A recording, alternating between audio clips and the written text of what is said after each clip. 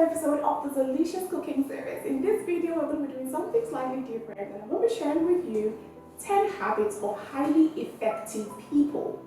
Now, there's a reason I'm called the queen of fun and fast cooking. To be the queen at something, you have to always be at your A game and bring it. And I intend to keep that crown though for a very, very long time. And that's why I consider myself a highly effective person. So on a more serious note now, guys, I get a lot of emails and DMs from some of you asking how I'm able to manage all the things that I do and make them excellent successes. If you know me very well, you know that I own 4 businesses that I manage and I'm able to make an excellent success of. And recently, I just added another one to the stream of businesses that I manage, which is a Lush Treats by Zeelicious Foods, which now makes it 5 businesses. Now, some people ask me how I'm able to juggle all the activity and still be really productive and deliver at all times and just be very excellent at what I do. And I thought, you know what? I'm going to come film a video because I'm not so sure if there are many of you out there who would benefit from some of the things that I do that has worked for me and has made me highly effective. Now, there's a difference between being effective and being busy. You can be busy and not be productive whatsoever. But there's no way you will be effective and will produce results. Now, what it will take a busy person 1 hour to do, it will take a highly effective person 15 minutes or less. And there's some tricks to it. Now, just because you wake up every morning and there's something you're constantly doing, you're occupying your time with, does not necessarily mean that you are highly effective. It just means that you're busy. And being busy, like I said, does not produce results. So I'm going to be sharing 10 habits of highly effective people. And these are habits that I've personally put to work and have seen the result over time. Now, there's no such thing as overnight success. Success is deliberate, success is intentional, success can actually be predicted. There is no overnight success. Putting these habits to work and making them a part of your everyday routine definitely translates to excellent success for you. So let's get right into it, shall we?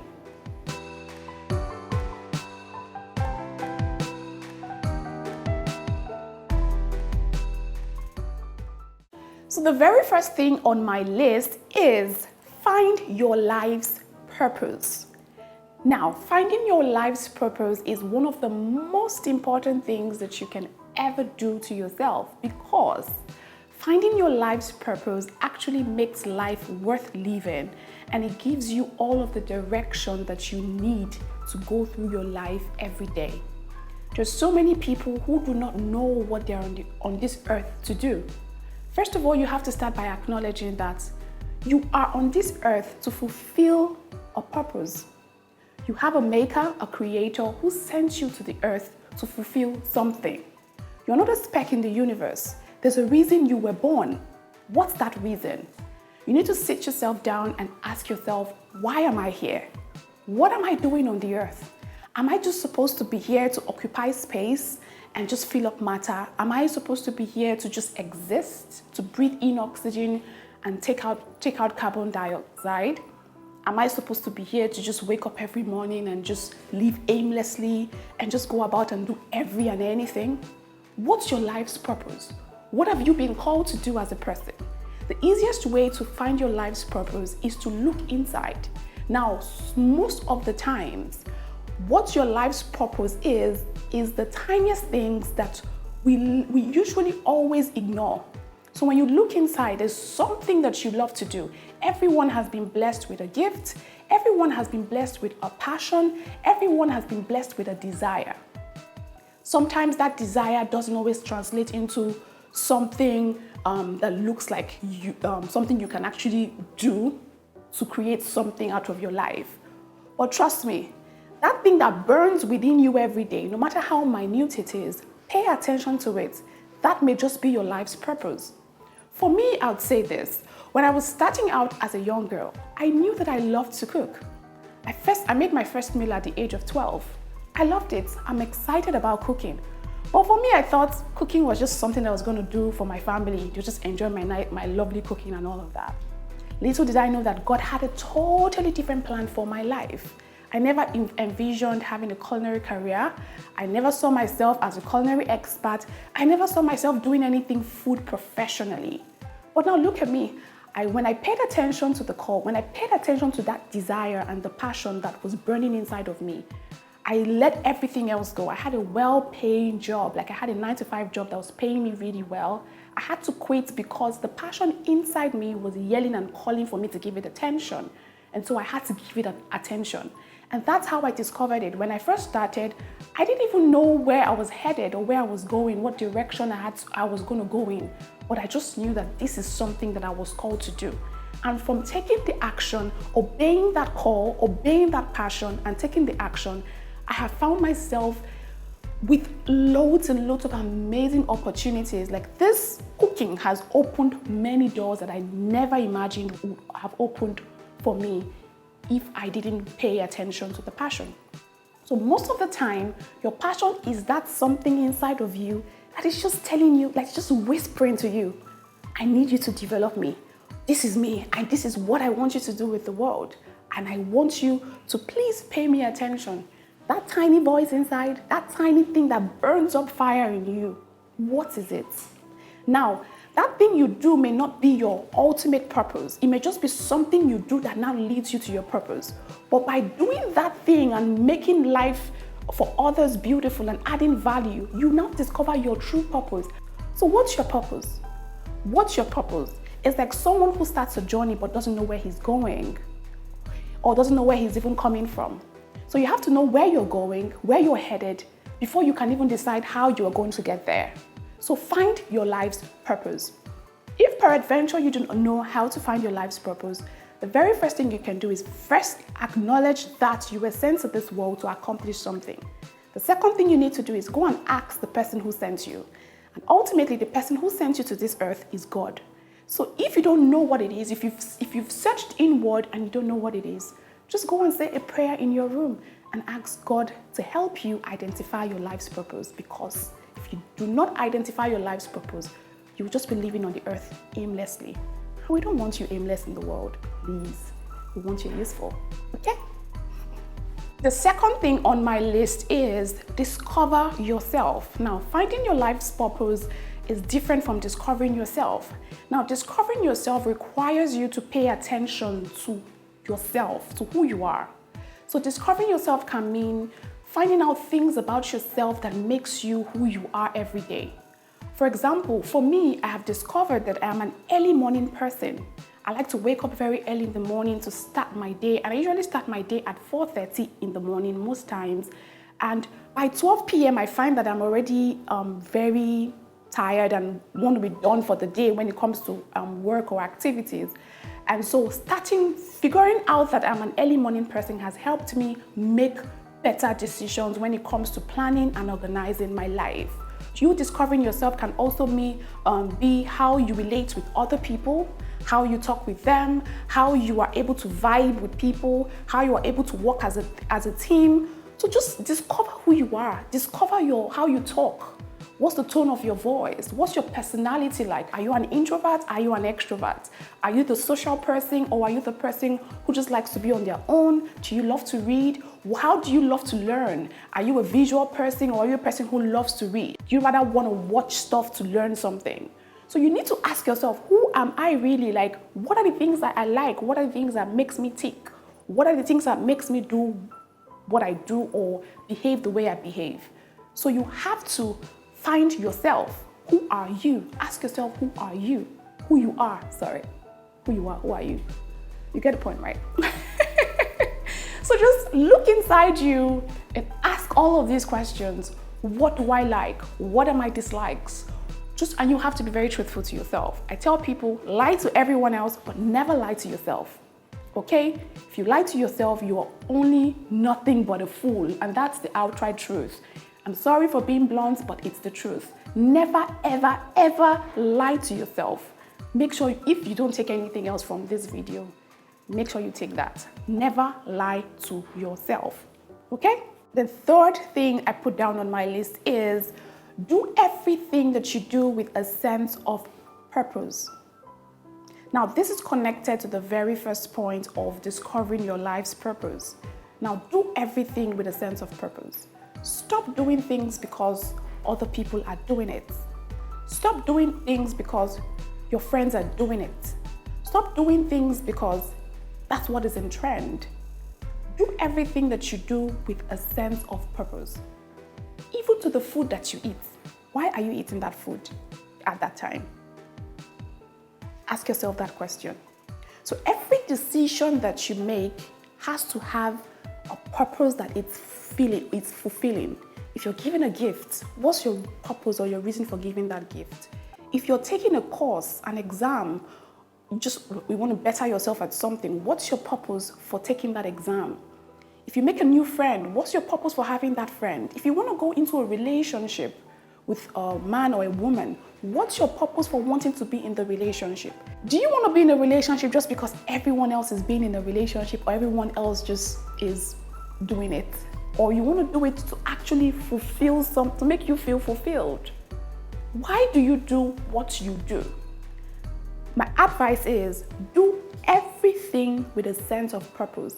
When you wake up every day, every step you take has to have a purpose to it. And that's how you actually live fulfilled. I'm not saying that you shouldn't do things spontaneously, but even in your spontaneity, if there's a word like that, your spontaneousness should have a sense of purpose.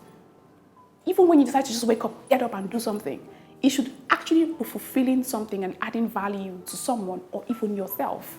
So do everything that you do with a sense of purpose. And before you know it, you find that you are actually achieving a whole lot more and not bothering yourself with things that don't add any form of value to you or to other people.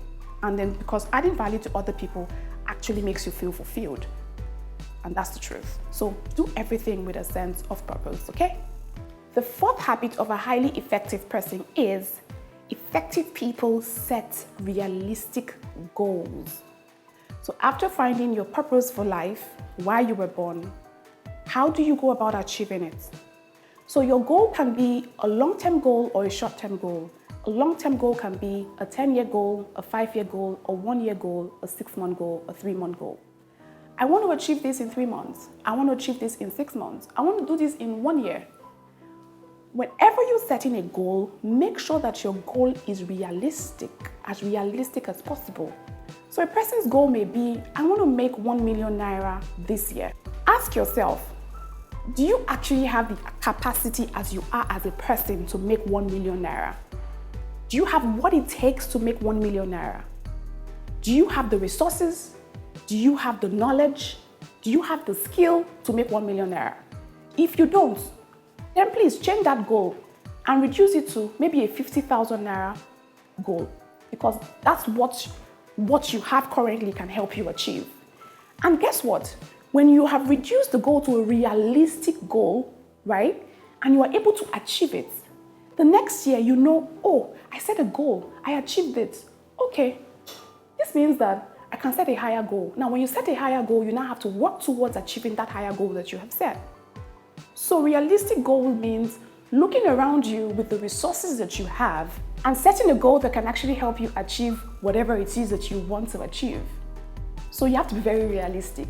I know there are other factors that come into play when we talk about faith. A lot of people have faith that things can happen. Beautiful. I'm a woman of faith. You believe grace is at work. Beautiful. Grace can work for you. It's amazing. But most of the time, it's better to set a realistic goal and let grace and faith come into play. And it would even wow you the more. Like when you set a 50,000 naira goal based on your capacity and you start to trust God for grace, for the favor and all you need. And God blesses you and opens the door, boom, and you're able to make 1 million naira that year. Beautiful for you. That's amazing. That has happened to me a lot of times. But set realistic goals. It helps your mind, it helps your creativity, and it just helps you not put unnecessary pressure on yourself. After setting your major realistic goal, the next thing you do is set smaller goals. And this leads me to my next step. Make a daily to-do list that helps you achieve your ultimate goal.